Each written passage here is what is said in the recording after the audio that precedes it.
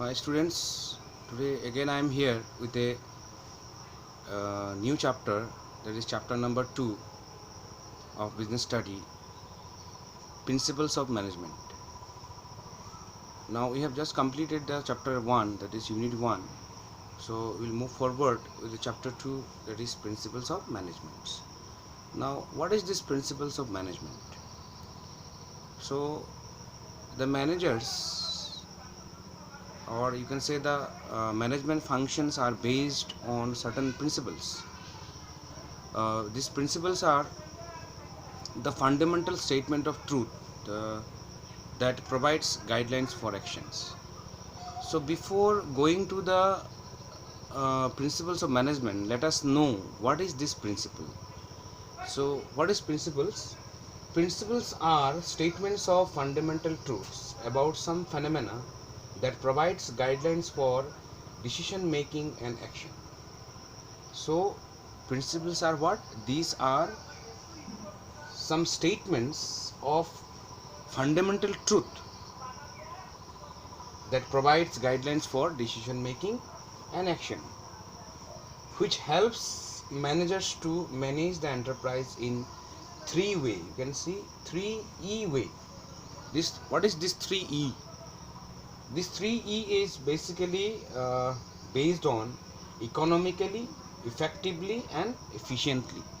So the principles of management helps the manager to manage the organizations in this 3E way. Now 3E way means economically, efficiently and effectively.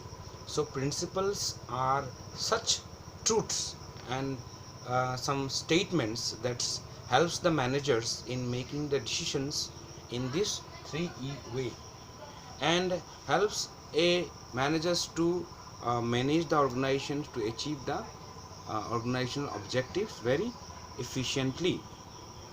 Now, as I have said, these principles are the statement of fundamental truth that about some phenomena. Phenomena means about some activities, about some work which provides the truthness. Now depending upon this truthness only, the managers guide the organizations in order to achieve the objectives that are being set by the organizations. Moreover, these principles act as a guide. You can say guide the managers and sharpen their skills and competence for achieving the objectives. For example, see providing a principle, like one of the principles are there, we will be learning in the laters, that is division of labor. Division of labor increase the efficiency of the workers, which ultimately leads to the economy of the organizations and brings the effectiveness in the organizations. Now this is something about the principles of management. So principles of management, or the principles of or laws of the management, doesn't come from the heaven. These are being derived, or these are being made, you can say, another way of derivation, and made by the different management specialists who have a great contribution to the world of management. For example, Henry Foyle, Frederick Winslow Taylor, D. Money. So these are some of the management specialists who have given a great contribution to the world of management, and they have derived these principles, or they have made these principles by their experience, by their observations, by their skills, and by their again and again experimentations in the organizations, by applying the various working skills, etc. So that is why you can say these are some of the principles which are being helping the management world, or the managers, to achieve the target according to the principles that are being set by this management specialist. And this also helps the managers to increase their efficiency and effectiveness and in their working. So there are so many definitions also you'll be finding. More or less it will be very easy for you to, if you learn this particular definition of principle means what. So management principles are the statement of fundamental truths about some phenomena that provides guidelines for decision making and actions. So these are the means something about the management principle. Now how these principles are being derived, or in other language you can say that these principles are, as I have told, these are not come from the, or achieved from the heaven, or come directly from the any other sources. These are being derived, or these are being made by the human beings or the management specialist. So derivations of the management principle, as you can see, derivation of the management principles.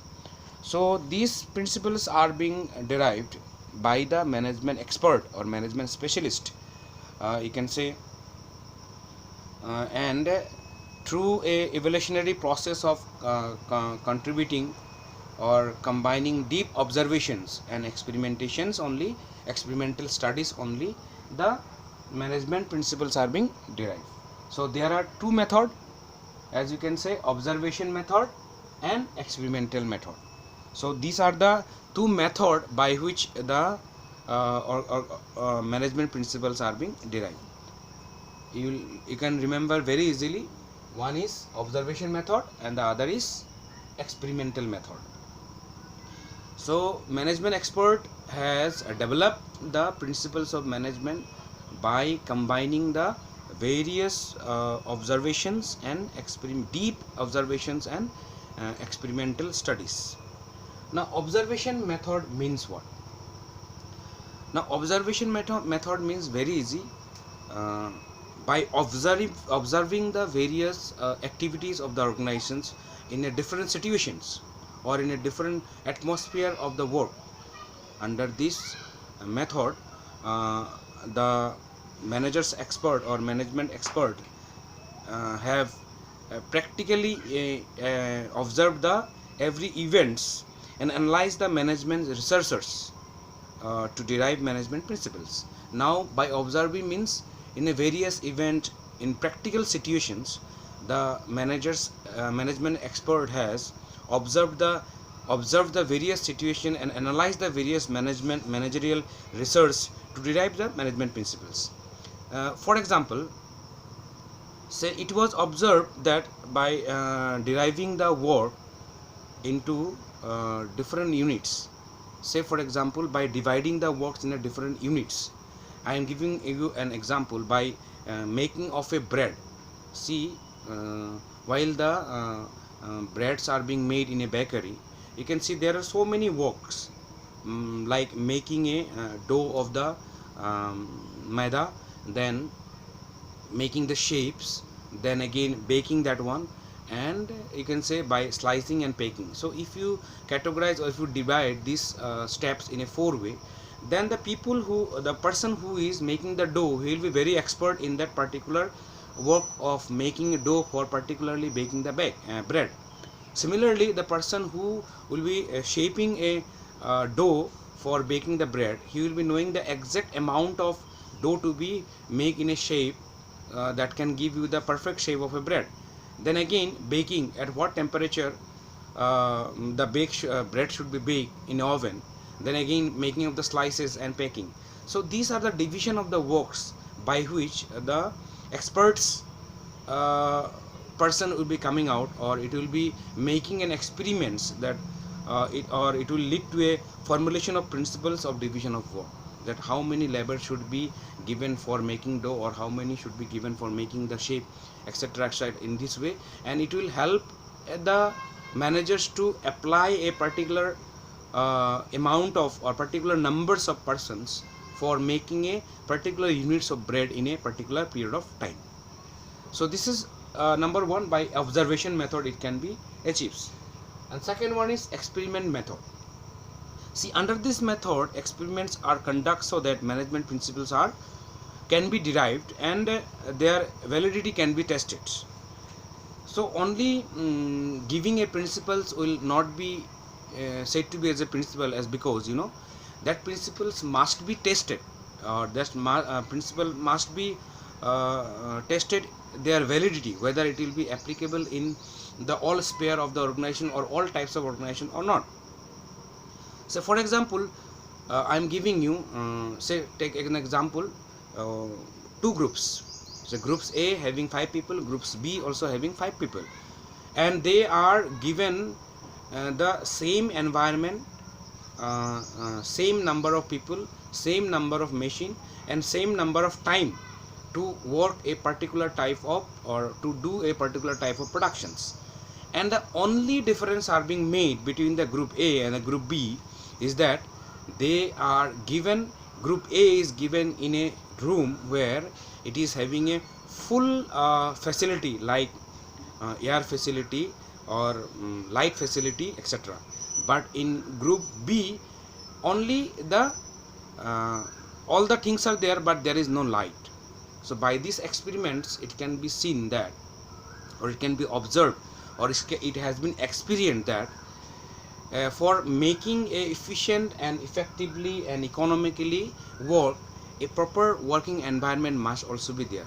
So the ultimate productions results of the group A and group B, you can easily can say that group A will do the better than group B, because group B is not having a proper lighting facility, so that they are not having easily to do the work. So this is one of the experiment that have been, for example, I have said you to understand the experiment method of derivation of the principles. So from time and time the management expert or managers have experienced the different situation or practical situations, and they have derived that how can these principles can be made. So these are the two methods by which the management principles are being derived. So in next class I will discuss about